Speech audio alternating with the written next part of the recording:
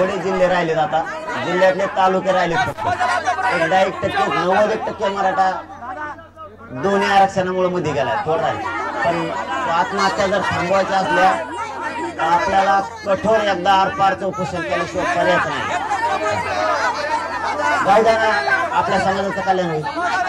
होऊ द्या, एकदा आरपारचा होऊ द्या, काय होईल.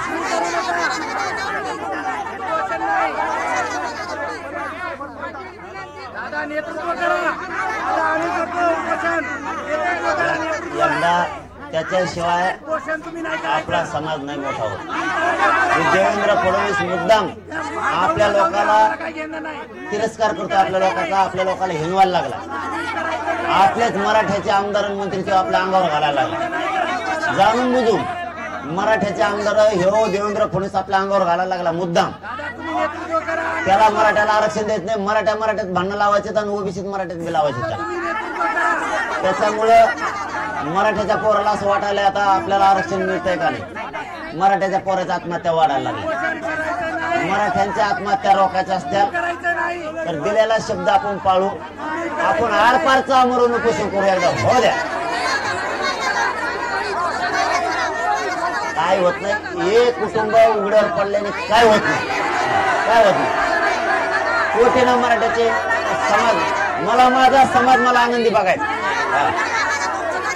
मला एकदा समाजाला आरक्षण दिलं की समाज माझा मोठा होतो. माझा समाज अधिकारी बनला की या देशाचा बाप झाला मराठा समाज. जाऊ द्या हो, किती का जाते तसे काय होत नाही. एक आमरण उपोषण करून एक माणूस गेला तरी जमतो. समाज संपून द्यायचा नाही आपल्याला.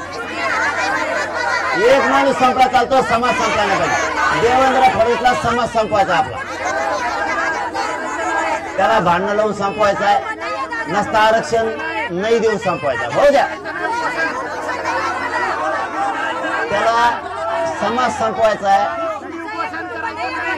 एक माणूस संपला तरी चालतो, पण समाज नाही संपून द्यायचा. देवेंद्र फडणवीसने आपले लोक आपल्या अंगावर घातले. आपला मराठा आपल्या अंगावर घातला. आपला मराठा आपल्या अंगावर घातलाय. आपला मराठा आपल्या अंगावर घातलाय. आपला मराठा आपल्या अंगावर घातलाय. आपले आमदार आपल्या अंगावर घातलाय. त्याने मराठ्यांना संपवायचं ठरवलं. हे डाव समजून घ्या. इतका भयंकर माणूस येतो. त्याला आरक्षण द्यायचं नाही, मराठी संपवायचं. जसा धनगर बांधव गोड बोलून त्यांनी गरीब संपवला, गरीब, तसा त्याला मराठी गरीब संपवायचं. त्याचा हे डाव. तो बोलताना मराठ्याच्या आमदारापाशी काय बोलतो माहिती आहे का तुम्हाला? तो म्हणतोय एवढा मोठा धनगर आलेला गोरगरीब धनगर सुद्धा आम्ही संपवला. मराठ्याचं आंदोलन कसं काय संपत नाही, मराठा कसं काय संपत नाही असं म्हणतो. धनगरांचं आंदोलन संपवलं तसं मराठ्याचंही संपवा म्हणून त्यांनी मराठ्याचे आमदार आपल्या विरोधात घातले. त्यांनी आपल्याला आपली जात संपू द्यायची नाही, मराठा मोठा करायचा.